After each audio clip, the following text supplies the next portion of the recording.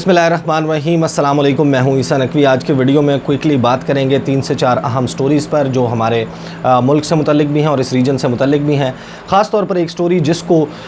वक्त ये story actually surface हुई और भारतीय मीडिया में इसको छापा गया, उस वक्त इसको बिल्कुल मामूली समझा गया। इसके ऊपर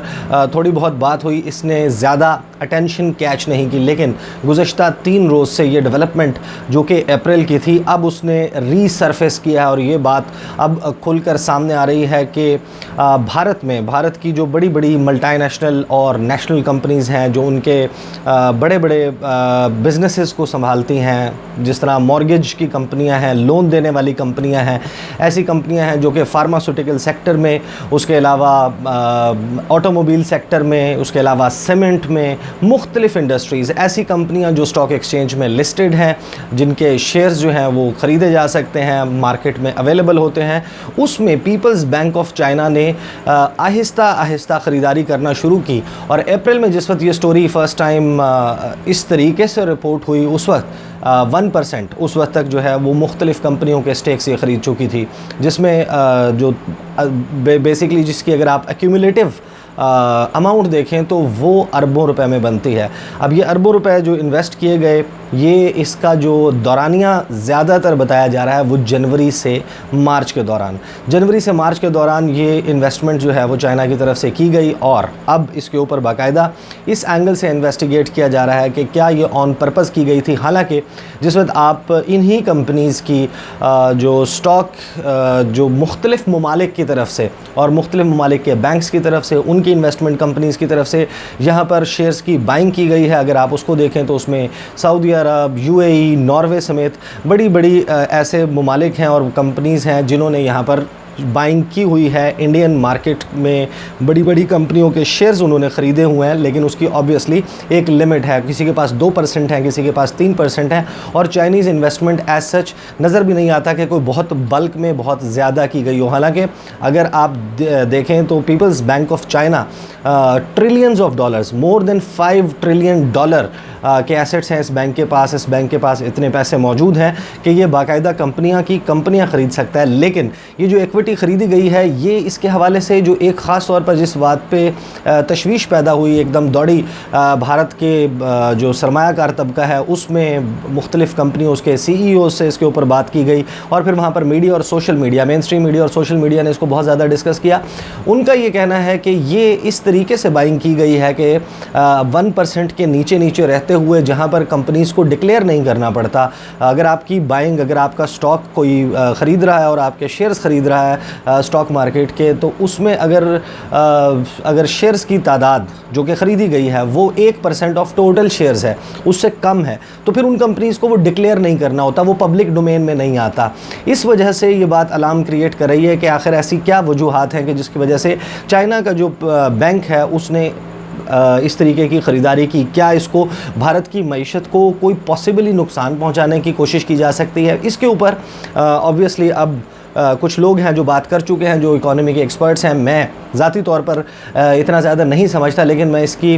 2-3 ऐसे आस्पेक्ट्स जिसके ऊपर जो थेरीज इस वक्त मार्केट में फ्लोट करी हैं वो मैं आपको बता देता हूं। और अदरवाइज़ चाइना वर्ल्ड ओवर किस किस्म की इन्वेस्टमेंट्स करता है उसके साथ एक हल्का सा इसका कंपैरिजन कर लेते हैं। पहले तो मैं आपको ये बताऊं कि इसके हवाले से भारत के जो बहुत बड़ी बड़ी कंपनीज़ हैं उनके CEOs ने जो बात की है, जो उधर के फाइनेंशियल एक्सपर्ट्स हैं वो इसके ऊपर बात करें। उनका ये कहना है कि ये जो बाइंग है, ये बाइंग एक तो की गई है 5 अगस्त के बाद। गुज़श्ता बरस जिस वक्त भारत ने लद्दाख और यूनियन टेरिटरीज़ डिक्लेयर किया, लद्दाख को, कश्मीर को और जम्मू के इलाकों को, उसके बाद से और जो ज़्यादा बाइंग है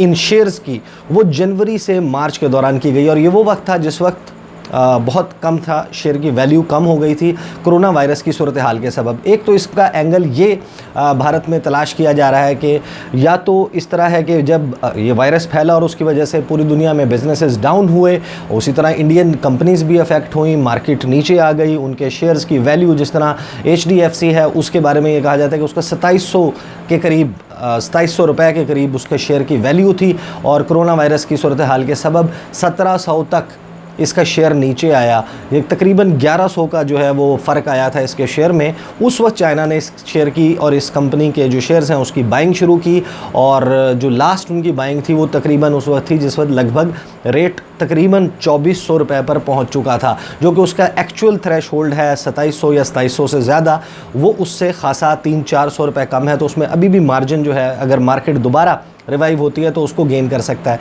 तो एक तो इसका ये एंगल कहा जा रहा है कि पॉसिबली ये हो सकता है कि भारत जो है वो जिस वक्त इसमें की सूरत हाल बेहतर होगी उस वक्त इनको चाइना को इसके हवाले से फ़ायदा होगा। और दूसरा जो इसमें थेरीज देने वाले हैं वो बहुत सारे लोग ये कहते हैं कि अब इससे साबित होता है कि चाइना ने ये वायरस जानबूझकर फैलाया और उसकी वजह से कंपनीज़ के शेयर्स डाउन हुए और उसके बाद उसने वर्ल्ड ओवर ये इन्वेस्टमेंट किया। अच्छा, अब आप इसका कंपैरिजन कर लें, वर्ल्ड ओवर चाइना जो है वो मुख्तलिफ कंपनीज़ में इन्वेस्ट करता है, ममालिक में इन्वेस्टमेंट करता है, उसमें उनकी डायरेक्ट गवर्नमेंट्स के साथ डील होती हैं, कंपनीज़ के थ्रू होती हैं, उनके बैंक के थ्रू होती हैं। तो ये एक नॉर्मल या स्टैंडर्ड प्रैक्टिस नज़र आती है। लेकिन दूसरा जो इसका एंगल जिसके ऊपर बहुत ज़्यादा चर्चा है, बहुत ज़्यादा बात की जा रही है, वो इस हवाले से बात की जा रही है कि बहुत सारे लोग अब इसको ये एंगल दे रहे हैं कि चाइना गालिबन ये पहले से प्लान बनाकर बैठा था। गुज़िश्ता साल जिस वक्त लद्दाख वाले मामले के ऊपर मैं पहले एक्सप्लेन कर चुका हूँ, ये सब कुछ हो चुका था और चाइना उस वक्त बाय डिज़ाइन उसको मालूम था कि हम ये सब कुछ करने जा रहे हैं। और भारत का पहला हथियार ये हो सकता है कि भारत हमारे साथ ट्रेड जो है उसको सख्त कर दे। अब ट्रेड, बायलैटरल ट्रेड में ये भी एक्सप्लेन कर चुका हूँ कि 85 से 95 बिलियन डॉलर के करीब मुख्तलिफ सालों में इनकी बायलैटरल ट्रेड रही है, जिसमें भारत तजारती खसारे में है और चीन जो है उसको एज हासिल है। और यहाँ पर भारत अगर कोई इकॉनमी के हवाले से डिसीजन लेता है, इनके साथ ट्रेड को सख्त करता है, इनकी कंपनीज़ के लिए रूल सख्त करता है। और साथ ही फिर हमने देखा भी कि जब ये सारी सूरत हाल हुई लद्दाख की मामले पर, तो भारत ने ना सिर्फ ये कि ट्रेड के हवाले से कुछ धमकियाँ दी, प्रैक्टिकल स्टेप नहीं हुआ, लेकिन बहुत सारी ऐसी कंपनीज़ हैं जिन्होंने चाइना से इम्पोर्ट्स जो है उसके ऊपर बैन करने की बात की। और उन्होंने ये कहा भी कि हम जो है वो इंपोर्ट नहीं करेंगे चाइना से, लेकिन टेक्निकली वो कंपनीज़ उस वक्त बंद थी। दूसरी तरफ आप देख लें कि जिस वक्त ये सूरत हाल ज़ाहिर है बनी, उस वक्त बहुत सारे लोग जो अब इसके ऊपर बात कर रहे हैं वो ये कहते हैं कि चाइना पॉसिबली भारत के साथ जो इकनॉमिक इंटरडिपेंडेंस है उसको उस हद पर लाना चाह रहा था कि अगर आप भारत की बहुत सारी कंपनीज़ में इन्वेस्ट कर लेते हैं, तो एक तो ये कि अगर आप उस वक्त उनके शेयर्स को एक पैनिक सेलिंग में लेकर आएँ तो मार्केट के साथ खेला जा सकता है, मार्केट को उठाया या बिठाया जा सकता है। और अगर भारत के साथ ये टैक्टिकल वेपन यूज़ किया जाए तो उससे, लेकिन ये बात बहुत करीनज़ यानी कि बहुत दूर है, बईदज़ क़यास है। इस बात का ज़्यादा पहलू उस तरीके से नहीं नज़र आता, ज़्यादा एक्सपर्ट्स इसके ऊपर बिलीव नहीं करते। अलबत्ता ये एक इंटरेस्टिंग डेवलपमेंट है, एक डेवलपिंग स्टोरी है जिसके ऊपर इन्वेस्टिगेट भी किया जा रहा है। और इस सारे मामले के बाद जब ये अप्रैल में फ़र्स्ट टाइम सरफेस हुआ, उसके बाद फौरी तौर पर भारत की जानिब से एक पॉलिसी में चेंज की गई और उस पॉलिसी के मुताबिक पहले आगाज़ में ये कहा गया कि बांग्लादेश और पाकिस्तान, इधर से इन दो जगहों से अगर कोई कंपनी, अगर कोई इंडिविजुअल अगर इस तरह का कोई काम करता है कि वो यहाँ पर स्टेक्स लेना चाहता है, ख़रीदना चाहता है स्टॉक किसी भी कंपनी का, तो उसके लिए उसका प्रोसीजर जो है वो डिफरेंट कर दिया गया। कुछ डिक्लेरेशंस जो है वो इंक्लूड करवा दी गई और इनिशियली इन दो ममालिक की बात की गई थी, लेकिन उसके कुछ ही वक्त के बाद जिस वक्त ये एस्केलेशन सारी बढ़ी और ये सारी सूरत हाल डेवलप हो रही थी, तो उस वक्त चाइना के हवाले से भी ये एम्बार्गो, ये पाबंदी लगा दी गई। तो ये एक इंटरेस्टिंग डेवलपमेंट है चाइना के हवाले से और भारत के हवाले से। साथ ही क्योंकि बहुत ज़्यादा इसके ऊपर सोशल मीडिया के ऊपर बात हो रही है, अभी थोड़ी देर पहले मैंने एक वीडियो भी इस हवाले से एक और भी की थी, उसमें भी मैंने यही बात की थी कि जो लाइन ऑफ एक्चुअल कंट्रोल है उसके ऊपर डिसएंगेजमेंट का प्रोसेस शुरू हो चुका है। और डिसएंगेजमेंट के प्रोसेस से बेसिकली अचीव किया ये करने की कोशिश की जा रही है कि किसी तरीके से डी एस्केलेशन हो, तनाव में कमी हो। ये ब्रेक थ्रू हुआ था अजीत डोवल की और जो चीन के वज़ीर ख़ारजा हैं वांग जी, उनकी और भारतीय NSA नेशनल सिक्योरिटी एडवाइज़र उनके दरमियान टेलीफोन की बातचीत जो 3 घंटे तक जारी रही, जिसके बारे में ये कहा जा रहा है कि उसमें बाकायदा हीटेड और गर्मा गर्म किस्म का जो है वो आर्गूमेंट हुआ और आखिर में बहरहाल ये तय हो गया कि जो स्पिरिट था 30 जून के मुज़ाकरात का उसको फॉलो किया जाएगा और अब उसके मुताबिक भारत और चीन के दरमियान डीएस्केलेशन का प्रोसेस स्टार्ट है, और जहां पर चीन मौजूद था, जो कहा जा रहा है कि 6 किलोमीटर आगे था उस लाइन से, वहां से चीन थोड़ा पीछे हट रहा है और भारत पीछे हट रहा है। वहां पर बफर जोन क्रिएट हो रहा है, और जो पेट्रोल पॉइंट 14 जिसके बारे में कहा जाता है कि जहां पर गलवान वैली में एक्चुअली ये 15 और 16 जून की दरमियानी शब सारा वाक़या पेश आया, वहाँ पर डीएस्केलेशन हो चुकी है। कुछ टेंट्स हैं जिनको रिमूव किया गया और दोनों जानिब से फ़ौजें पीछे हटी हैं, लेकिन पोजीशंस ख़त्म नहीं हुई। पोजीशन अब वहीं पर है। अब ये किया जाएगा कि किसी तरीके से तनाव कम हो, टेंशन में कमी हो, और उसके बाद दोनों ममालिक की लीडरशिप्स बैठकर इसके ऊपर बातचीत के ज़रिए इस मसले को हल करें। और अगर बॉर्डर की सेटलमेंट नहीं भी होती, लाइन ऑफ एक्चुअल कंट्रोल के ऊपर सूरत हाल को बेहतर बनाकर, जिस तरीके से पहले एक बकाए बाहमी के तहत एक म्यूचुअल को एग्जिस्टेंस के तहत रहा जा रहा था, उस तरीके से रहना शुरू कर दिया जाए। आखिर में एक अहम स्टोरी जिसके ऊपर ज़्यादा बात ऑब्वियसली नहीं हुई for its own reasons, Pakistan के हवाले से मैं यानी कि कम अज़ कम मैं यकीन से ये बात कह सकता हूँ कि जितने भी लोग पाकिस्तान के मीडिया को, सोशल मीडिया को फॉलो करते हैं, उनको ये कम अज़ कम उनको ये लगता होगा कि पाकिस्तान की परफॉर्मेंस और पाकिस्तान की हुकूमत की, फेडरल गवर्नमेंट की और पाकिस्तान की सूबाई हुकूमतों की और तमाम तर हुकूमतों की, सिंध के रहने वालों को लगता है, या जो पीपल्स पार्टी के सपोर्टर हैं उनको लगता है कि पीटीआई ने बिल्कुल जो है वो तबाही निकाल दिया कोरोना वायरस की सूरत हाल पर। पीटीआई जो है उनके फॉलोअर्स और सपोर्टर्स ये समझते हैं कि सिंध ने बाकायदा रोड़े अटकाए हैं। अब आप फैक्चुअल पोजीशन देख लें, ऑब्वियसली एक टसल हमें नज़र आती है सूबों के दरमियान, मरकज़ जो कि वफाकी दारुल हुकूमत है, वफाकी हुकूमत है, उसके और सिंध हुकूमत के दरमियान। लेकिन अब जब ये बाकायदा प्रोपेगेट किया जा रहा है पीपल्स पार्टी की तरफ से कि पीटीआई, और पीटीआई की तरफ से उनके सपोर्टर्स की तरफ से, और नून लीग की तरफ से कि पीटीआई जो है वो फ्लॉप हो गई है, इस सूरत हाल में जो WHO है, वर्ल्ड हेल्थ ऑर्गेनाइजेशन, उसके डायरेक्टर जनरल हैं, उन्होंने गुज़श्ता रोज़ उनकी वीडियो कॉन्फ्रेंस के ऊपर बात हुई थी इमरान खान साहब से, और उन्होंने उस बातचीत के बाद पाकिस्तान के जो प्राइम मिनिस्टर ऑफिस है उसके ट्विटर हैंडल के ट्वीट को कोट करके उन्होंने ये कहा है और बाकायदा अप्रिशिएट किया कि पाकिस्तान ने बहुत एमिकेबली और बहुत अच्छे तरीके से कोरोना वायरस की सूरत हाल के ऊपर मेजर्स लिए हैं, और उसकी वजह से ही सेड कि he is happy to see, he is glad to see, and WHO is basically glad to see कि पाकिस्तान में जून के महीने में खातर खा कमी आई है कोविड केसेस में, अमवात की जो शरह है उसमें भी कमी आई है, और जो नए केसेस हैं वो भी कम रिपोर्ट हो रहे हैं। और ख़ास तौर पर इस्लामाबाद वाली सूरत हाल देखें आप, पंजाब की और बाकी